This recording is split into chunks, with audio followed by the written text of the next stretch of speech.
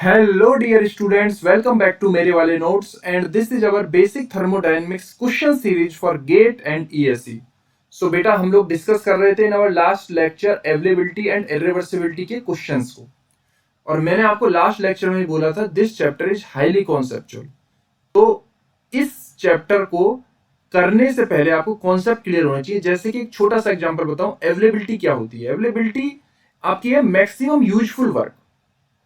अगर आप maximum useful word नहीं यूज करोगे तो आपका कॉन्सेप्ट गलत हो जाएगा।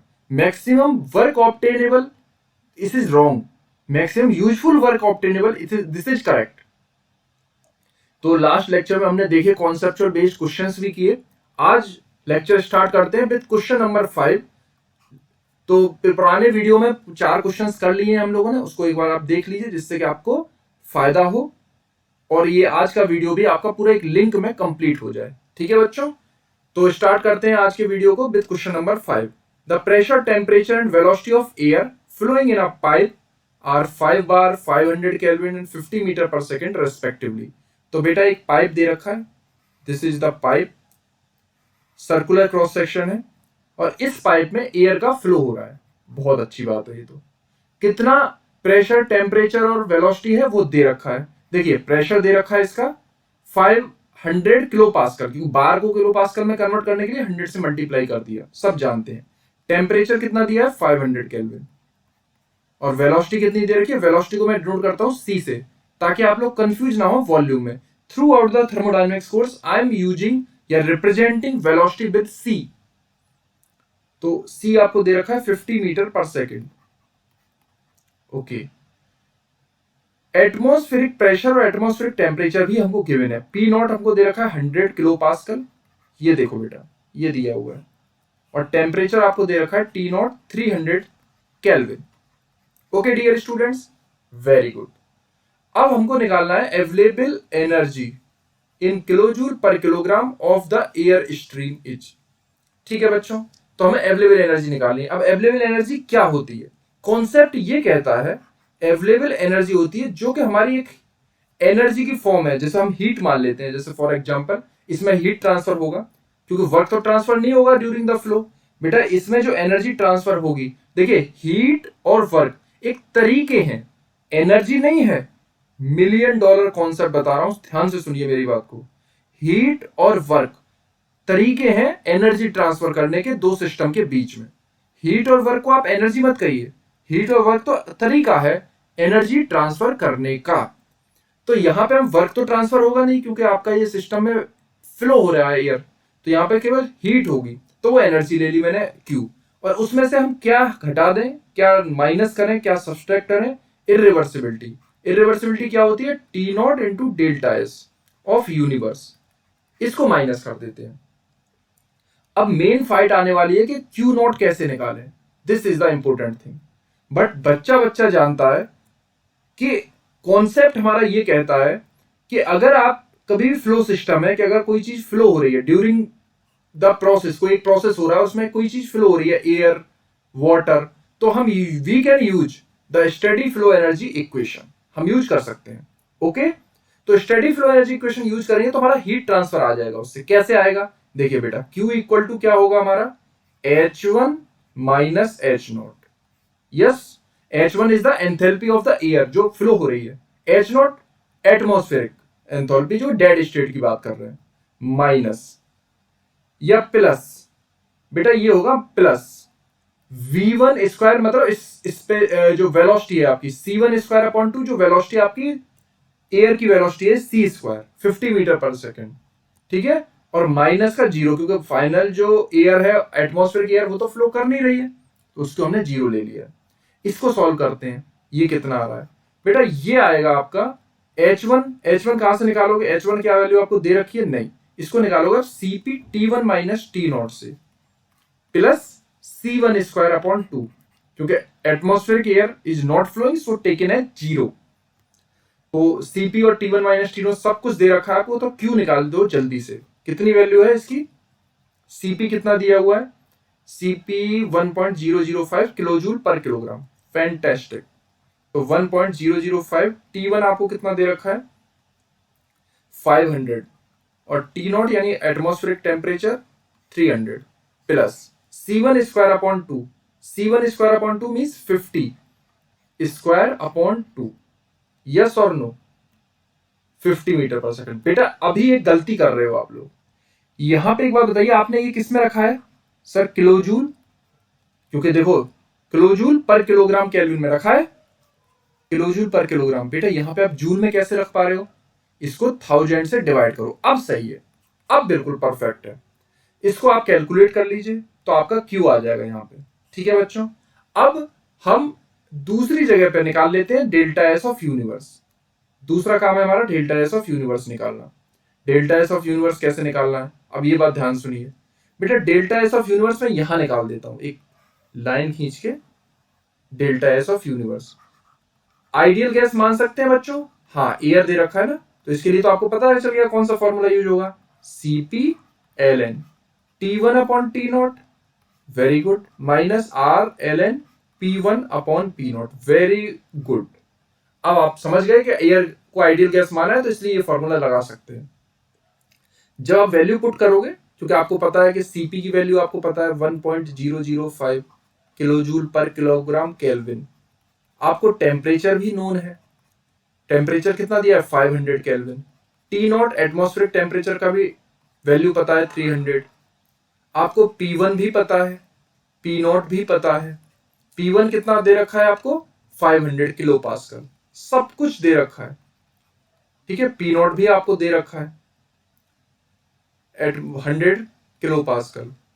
ठीक है, तो जब आप वैल्यू पुट करोगे तो डेल्टा एस यूनिवर्स आप एक झटके में निकाल सकते हो। तो डेल्टा एस ऑफ यूनिवर्स कितना आ रहा है, जरा जल्दी से आप पुट करिए, ये आ रहा है 0.05147 किलोजूल पर किलोग्राम केल्विन, ये आ गया आपका डेल्टा एस यूनिवर्स। ठीक है, multiply by temperature T not, तो हम अवेलेबल एनर्जी निकाल सकते हैं फ्रॉम इक्वेशन नंबर 1। बेटा ये जो इक्वेशन है यही इसमें कॉन्सेप्चुअल बात थी समझाने की, बाकी तो फिर आपने एक एक कॉन्सेप्ट को बटोर के क्वेश्चन सॉल्व किया है। अच्छा क्वेश्चन इसलिए है ये। अवेलेबल एनर्जी कितनी हो जाएगी आपकी, क्यू आपने यहां से निकाल लिया, ये जो क्यू की वैल्यू माइनस टी नोट की जगह आपने 300 रखा और डेल्टा एस यूनिवर्स की जगह रखा 0.05147। तो आप जब अवेलेबल एनर्जी कैलकुलेट करने के बाद देखोगे तो आपकी आएगी कुछ 187 kilojoule per kilogram is the right answer. 187 is the right answer. तो आप चेक करिए 187, yes B option is correct. तो बेटा ऐसे निकालोगे आप, पहले क्यू निकालोगे, ये आपका पहला वर्क होगा, और उसके बाद डेल्टा एस यूनिवर्स निकालोगे, ये दूसरा काम होगा आपका। ये देखिए दूसरा ग्राउंड वर्क होगा आपका, ये अलग किया हमने। उसके बाद आप अवेलेबल एनर्जी इजीली कैलकुलेट करोगे, this will comes out to be 187। Okay my dear students, आगे बढ़ते हैं। अब बोला है maximum theoretical work obtainable when a system interacts to equilibrium. Equilibrium बोल दिया ना विद ए रेफरेंस एनवायरनमेंट, तो इसका मतलब वो अवेलेबल एनर्जी की बात कर रहा है, यानी डेड स्टेट बोल दिया ना कि आप मैक्सिमम कितना यूजफुल वर्क उससे ले सकते हो जब तक वो सिस्टम किस में आ जाए, डेड स्टेट में। इस चीज को ही हम बोलते हैं एक्सर्जी। मैक्सिमम से मैक्सिमम कितना वर्क आप निकाल सकते हो, this is known as exergy. Okay dear students, so C is the correct answer. चलिए, ये बेटा 2015 में पूछा गया था और बहुत ही प्यारा क्वेश्चन है। इसको मैं आपको बहुत ही कॉन्सेप्चुअल बेस्ड तरीके समझाऊंगा।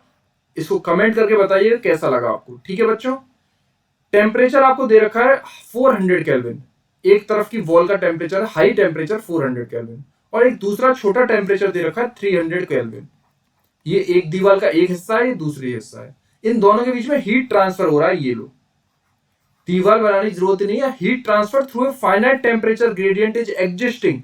तो मैंने ये डायग्राम बनाना है, कंफ्यूज होना ही नहीं है, आप सिंपल ये डायग्राम देखो और आपको इजी लगेगा क्वेश्चन।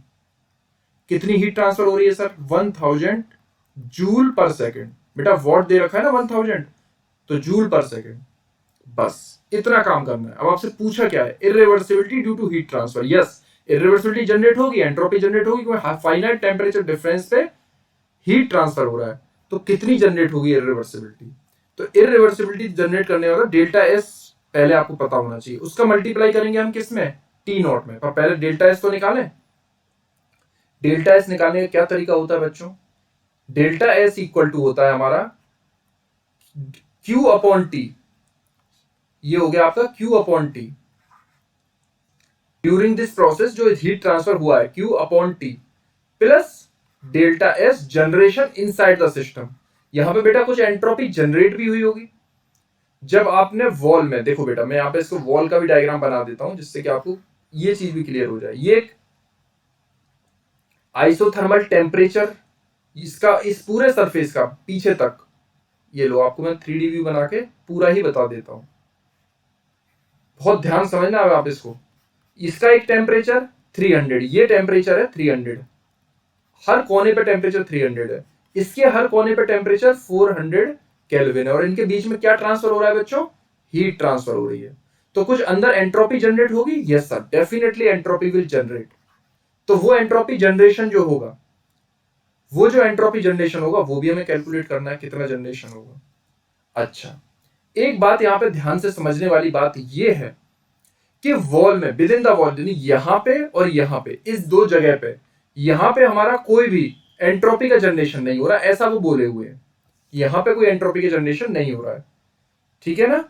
अब हमको ये बोला हुआ है कि ये जो प्रोसीजर है, ये जो आपका हीट ट्रांसफर हो रहा है, rate of heat transfer is 1000 watt at the surrounding temperature इतना, assuming no generation of heat within the wall, the irreversibility due to heat transfer through the wall. तो हमें यहाँ पे जो कैलकुलेशन करना है, जो सोच विचार करना है, वो करना है हमें Q अपॉन T कैसे निकालना है। बेटा ये तो नेट हीट ट्रांसफर है ना, ये नेट हीट ट्रांसफर है। अच्छा, स्टेडी स्टेट के लिए किसी बात करेंगे हम, तो ये डेल्टा एस तो जीरो हो जाएगा, होगा या नहीं होगा? Yes sir. तो यहां से नेट हीट ट्रांसफर अगर हम निकालें तो नेट हीट ट्रांसफर कितना हो जाएगा? Q net upon T plus delta S generation. तो डेल्टा एस जनरेशन यहां से कितना आ जाएगा बच्चों? डेल्टा एस जनरेशन ये आ जाएगा net heat transfer divide by T. Sir ये नेट हीट कैसे निकालें? बेटा ये मैंने net heat transfer divide by T आपको पहले ही बताया। जिस रिजर्वॉयर से हीट निकल रही है उस पर तो आपको माइनस साइन लगाना है, यानी माइनस Q1 अपॉन उस टेम्परेचर से हीट निकल रही है, और जिस पे हीट आ रही है उस पर प्लस साइन लगाना है, उसका टेम्परेचर रहना है T। और ये होगा हमारा साइक्लिक इंटीग्रल, यानी कि पूरा समेशन, या इसको समेशन लिख लो, दिस इज द समेशन।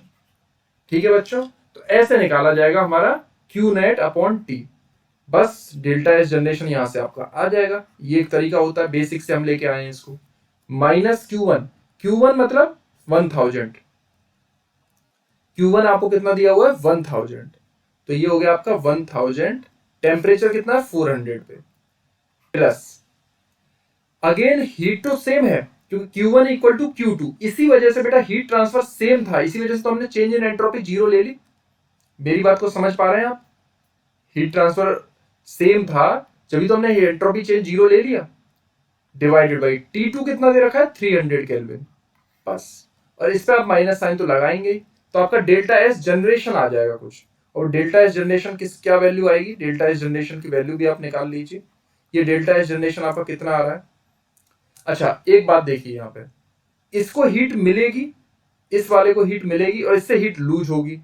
तो इस वाले केस में हम क्या लिख सकते हैं कि डेल्टा एस जनरेशन जब ये इधर जाएगा, और ये वाला जो प्रोसीजर होगा, ये जो पूरा जो वैल्यू निकल के आएगी, क्योंकि हमने डेल्टा एस जनरेशन को इधर रहने दिया, क्यू नेट को इधर लेके गए, तो पूरा का पूरे साइन के साथ नेगेटिव साइन आएगा यहाँ पे। यस, तो ये नेगेटिव नेगेटिव हो जाएगा प्लस, तो 1000 अपॉन 400 प्लस और माइनस 1000 अपॉन 300। ये जब आप कैलकुलेट करोगे बच्चों तो ये आएगा 0.833 वॉट पर केल्विन। बस जब आपने ये निकाल लिया तो आप इरिवर्सिबिलिटी से ज्यादा दूर नहीं है। ये हो जाएगा T not into delta S of generation, multiply करिए, T नॉट कितना दिया है? 298 मल्टीप्लाई बाई 0.833, यह है डेल्टा एस जनरेशन। तो इरिवर्सिबिलिटी आपका आएगा 248.23 what. So this is the detailed explanation of this question. इसमें एक चीज मैंने बताई आपको, net heat transfer upon temperature, इसको ये आपने कैसे कैलकुलेट करके यहाँ पे ले आया, फिर ये इधर जाने की वजह से यहाँ माइनस साइन आया, हमने अलग से डिटेल में निकाला है, ये जीरो क्यों हुआ, सब कुछ बताया आपको। ठीक है, चलिए नेक्स्ट क्वेश्चन पे आते हैं, क्वेश्चन नंबर 8। ये भी बेटा 2019 में आया, 2 मार्क में, अच्छा क्वेश्चन है। सबसे पहले मैं इसका डायग्राम बनाऊंगा। इसमें बोला हुआ है water flowing at the rate of 1 kilogram per second through a system is heated using an electric heater. एक इलेक्ट्रिक हीटर लिया है आपने, तो बेटा ये रहा आपका electric heater, this is your electric heater, ठीक है, this is your electric heater. और इसको हमने माना हुआ है सिस्टम, इसको माना है सिस्टम, यानी कंट्रोल वॉल्यूम भी बोल सकते हैं आप। अगर इसको समझ पा रहे हैं कंट्रोल वॉल्यूम तो बहुत अच्छी बात है, आपकी कॉन्सेप्ट ठीक है। 1 और 2, और यहां पे हमने एक इलेक्ट्रिक हीटर सप्लाई किया, इलेक्ट्रिक हीटर से उसको वर्क दे रहे हैं। इलेक्ट्रिक हीटर से आप वर्क ही दे सकते हो, तो मैं ब्लैक इंक से आपका ये बना देता हूं, इसमें हीटर से वर्क आप सप्लाई कर रहे हो इसमें। This is the heater, electrons are crossing the boundary, तो वर्क कह सकते हैं इसको, ठीक है। माइंड दिस, इससे एंट्रोपी जनरेट नहीं होती है, ये बात हम लोगों ने क्लास में की है। Work transfer is organised form of energy, so no entropy generation due to work transfer. जानते हैं आप लोग, बहुत अच्छी बात है, नहीं तो अभी पता चल गया आपको, ठीक है ना। अब इसमें क्या बोला है, specific enthalpy of the water increases by 2.5 and specific entropy is also increase by this amount. तो हम लिख सकते हैं H2 minus H1, that means delta H कितना आ रहा है प्यारे बच्चों, 2.5 किलोजूल पर किलोग्राम। सिंपल ये मेंशन कर रखा है। और इसी तरह से एंट्रोपी H2 माइनस H1 ये भी दे रखा है आपको, कितना दिया है ये 0.007, कितनी वैल्यू है इसकी, kilojoule per kilogram kelvin.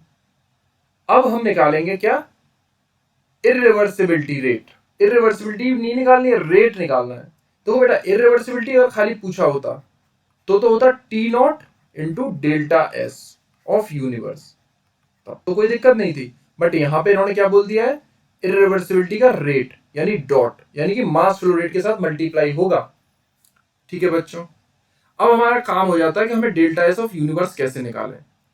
Delta S कितनी दुनिया की एंट्रोपी बढ़ी, तो डेल्टा एस ऑफ यूनिवर्स कितनी एंट्रोपी बढ़ गई इस पूरे सिस्टम, पूरा जो प्रोसीजर, एक वाटर आया गया गर्म होने के बाद उसमें कितनी एंट्रोपी बढ़ी। तो हम तो सिंपल जानते हैं कि जितनी एंट्रोपी का जो एनर्जी वाटर जितना बाहर निकलेगा एंट्रोपी के साथ, मतलब उसकी एंट्रोपी जो होगी बाहर निकलने वाली एंट्रोपी माइनस अंदर आते समय जब एंट्रोपी जितनी रही होगी उतना ही माइनस जो होगा वही चेंज हुआ एंट्रोपी में, वही एंट्रोपी के अंदर चेंज हुआ। और इसको हम ये भी बोल सकते हैं कि डेल्टा एस जनरेशन, ये आपका डेल्टा एस जनरेशन के बराबर भी होगा। बोलो हाँ कि ना, क्यों, इतनी तो एंट्रोपी जनरेट हुई इनसाइड द सिस्टम। अच्छा, कुछ बच्चे बोलेंगे सर वर्क ट्रांसफर भी तो हो रहा है अंदर, वर्क ट्रांसफर की वजह से एंट्रोपी जनरेट नहीं होती है, ठीक है। So there is no change in entropy due to work transfer, ये बात भी आपको याद रखनी है। तो बस डेल्टा एस ऑफ जनरेशन अगर हम कहें तो ये कितना आ जाएगा आपका, ये बेटा हो जाएगा मास फ्लो रेट, जो वाटर आ रहा है अंदर अपने साथ कुछ एंट्रोपी लेके आएगा, ऐसे ही मास जो एंट्रोपी बाहर निकल रहा है वाटर वो अपने साथ कुछ एंट्रोपी को बाहर लेके जाएगा, इसी से तो हमारी एंट्रोपी चेंज आ जाएगा। तो इसमें से हम निकाल लीजिए m डॉट को कॉमन लीजिए, H2 माइनस S1। इसको जब कैलकुलेट करोगे तो आपको कुछ आएगा ये 0.007, ये वैल्यू आपकी आ जाएगी, ठीक है। इसको हम बोलते हैं क्या, डेल्टा एस जनरेशन बोल दो या डेल्टा एस ऑफ यूनिवर्स बोल दो, जैसा भी आपको ठीक लगे। कॉन्सेप्ट दोनों का अलग अलग है, बट यहां पे ये चीजें दोनों सही बैठ जा रही हैं। ओके बच्चों, कॉन्सेप्ट अलग है। इरिवर्सिबिलिटी रेट क्या हो जाएगा, टी नॉट, टी नॉट कितना दे रखा है 300, और डेल्टा एस जनरेशन कितना है 0.007। तो बेटा इरिवर्सिबिलिटी रेट आपका कुछ आएगा कैलकुलेशन के बाद 2.1 kilowatt. So this is the right answer, 2.1 kilowatt. तो 2.1 किलोवाट आपको यहां पे रखना है, 2.1। So this is the right answer. Okay dear students, so thank you so much. तो अवेलेबिलिटी इरिवर्सिबिलिटी के क्वेश्चंस भी हम लोगों ने डिस्कस कर लिए। तो आप चैनल को अगर अभी तक सब्सक्राइब नहीं किया तो सब्सक्राइब कर लीजिए, लाइक कीजिए और फ्रेंड्स के साथ शेयर कीजिए। और हमारा टेलीग्राम ग्रुप है उसको भी आप ज्वाइन कर सकते हैं, जिसका लिंक आपको डिस्क्रिप्शन बॉक्स में मिल जाएगा। और सबसे इंपॉर्टेंट बात, पढ़ाई करते रहिए। Okay, thank you so much, all the best.